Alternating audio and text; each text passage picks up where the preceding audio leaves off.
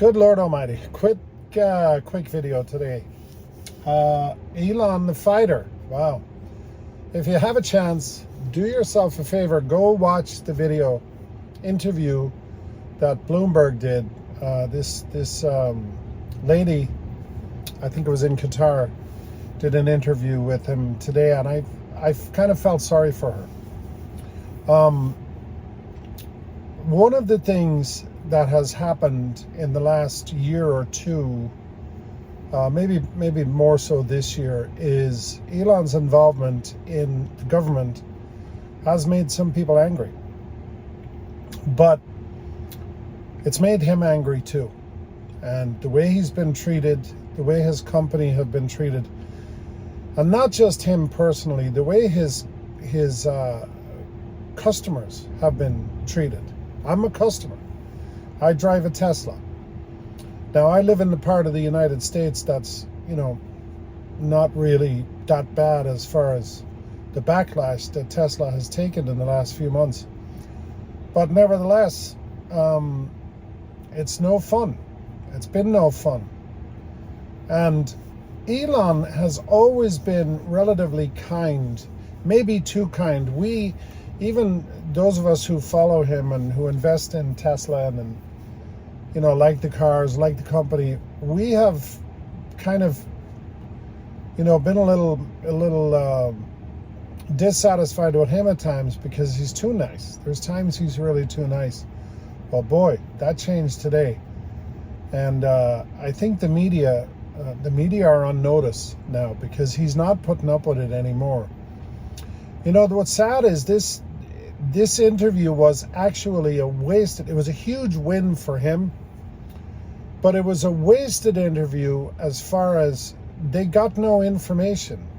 The viewers didn't learn anything about Starship. They didn't learn anything about SpaceX. They didn't learn anything about Starlink. They didn't learn anything about Tesla. They didn't learn anything about autonomous vehicles. It was this constant stupid questions being asked and him fighting to get back to the point of what the question should have been. And he fought her on everything. He fought her on Tesla. He fought her on the backlash, the vandalism, the crimes being committed. He fought her on racism. He fought her on just about everything you can think of. And it was sad. It was sad for her. I kind of felt bad for her. But this is what happens. She doesn't have a mind of her own. And I don't mean that she doesn't have the ability, that she's not a smart person. I'm sure she's extremely smart. But she's given this narrative to go with. And she's given a series of questions to ask. And she's also given the way or coached in a way that gets the answer that the network is looking for. And that backfired really, really badly. In fact, you need to watch the interview. I'll try to put a link in the description.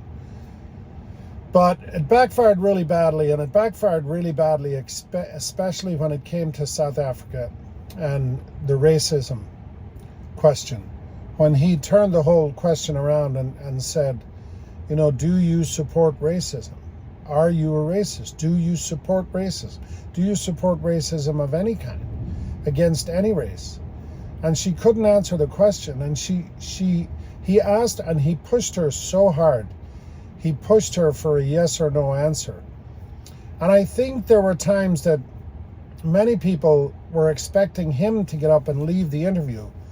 But there was a moment there in time where I really thought that she was going to crack, and he was going to upset her so much that she either ended the interview or left the interview. Of course, she couldn't do that, right?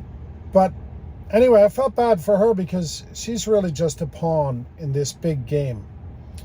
And what was interesting about it is I felt like his approach wasn't unlike the approach that President Trump takes when he's being interviewed.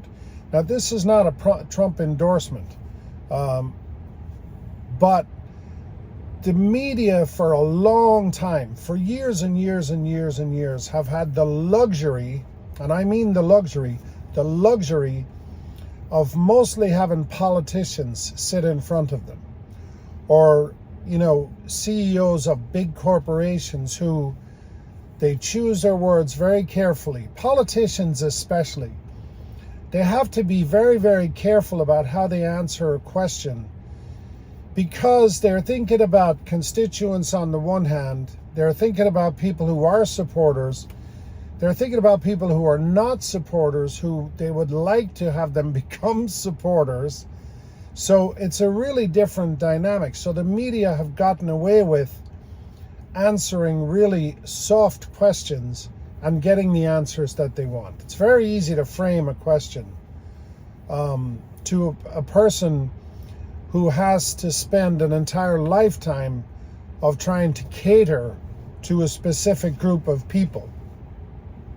Or maybe better put, is a person who has to please everybody. When you do two things, when you tell the truth and when you don't have to please everybody, it's all bets are off. And this is what happened to this woman. You have the same dynamic with Trump. I don't want to talk about Trump, but they asked Trump a question and he answers the honest answer that he believes is the honest answer. He doesn't care about who voted for him, who didn't vote for him, who could vote for him. He's not thinking about the midterm elections. He's certainly not thinking about a life in politics, because he's not a politician. He could care less. Musk is really the same way in many ways. Musk knows exactly what his goals are.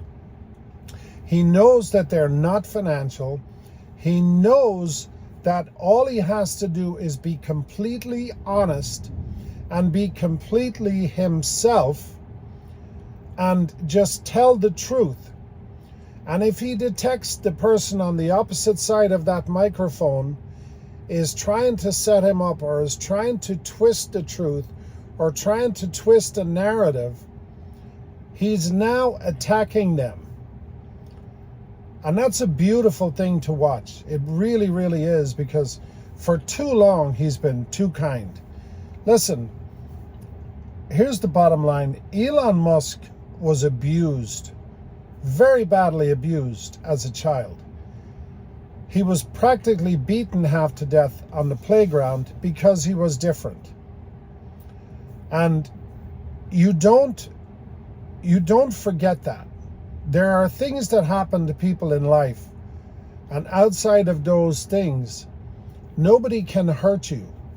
You know, if you've ever been abused in any way, if you've ever been cheated in any way, if everybody's ever stolen from you or robbed you, and if your core, your deep belief system always was that if you tell the truth and you do good, then that's always going to be the answer. If you're that person, if you're Elon Musk, who watched his mother abused by a totally abusive husband, his father, you don't just, you can't mold that person into somebody who's going to waffle on answers. You can for a period of time, because Elon Musk comes from a place of kindness, not from a place of roughness or hardness.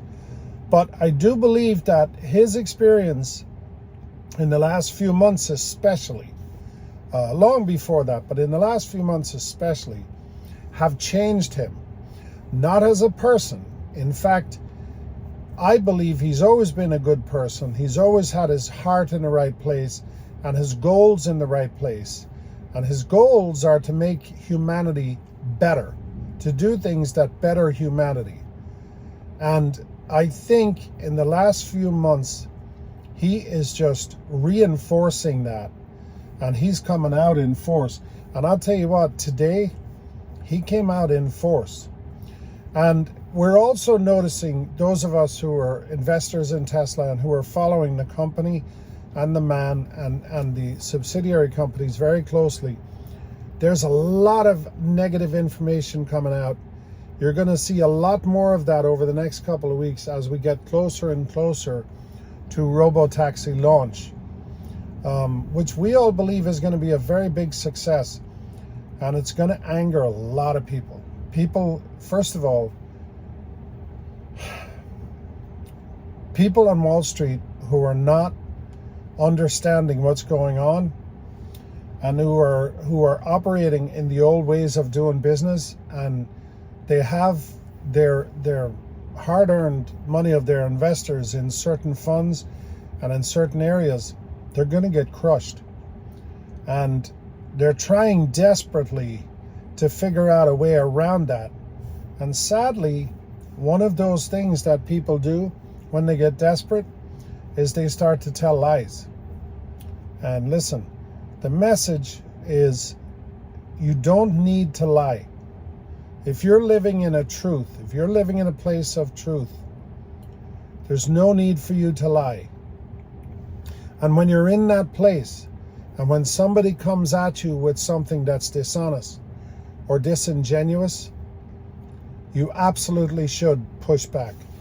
I have found myself doing the same thing lately. I was very quiet. I shouldn't say I was quiet. When I discovered Tesla back in 2017 as an investor and I started investing, I was taught as a very young man, especially in business, I was taught that you need to share information. If you have information that's good, you need to share it with people. And this way you can elevate people. You can bring people up. You know, if you have something good to say, say it. If you have something you know that can benefit somebody, you should tell them. And I was doing that for a period of time with Tesla. The problem was I was also in a situation where I was excelling in a couple of areas and people didn't like it. Specific people didn't like it, and they were trying to drag me down. Not because of Tesla, but they used Tesla as a way to drag me down, and they started mocking me. And you know, when I would talk about full self-driving, they're like, oh yeah, that'll never happen. They're like, Musk will be out of business in 2 years. And finally, I used to push back and I used to argue with them. And that particular group of people, I finally just stopped talking to them, because that's what you have to do. And you'll see that with Elon. You'll see interviews he just won't do because it's a waste of time. But when I started focusing elsewhere and focusing my energy in places where I understand that people were being honest and they were being truthful, that's when everything shifted for me. And now I go back into those rooms because I'm still involved with a lot of people. I go back into those rooms when people where people said nasty things about Tesla. Those same people now come back to me and they're like, wow, you know, Tesla's doing pretty good. And it's funny, I immediately come back at them and I say, yeah, but you never know, do you? You know, anything bad could happen. You know, Elon Musk could be out of business very soon. We don't know, do we? And, you know, basically in that moment, it's in that moment that they know that I'm onto them. And they know I was right all along. And they know I wasn't lying. And I wasn't just BSing them into buying into some company that wasn't going anywhere. And that hurts. That hurts a lot of people. So anyway, listen, that Bloomberg interview was great. I think you should watch it. I really do. I think you should watch it, and I think you can learn from it. And if somebody is trying to abuse you or trying to get you to say something that you don't want to say, as long as you're coming from a place of truth, don't hesitate to push back. Thanks for watching.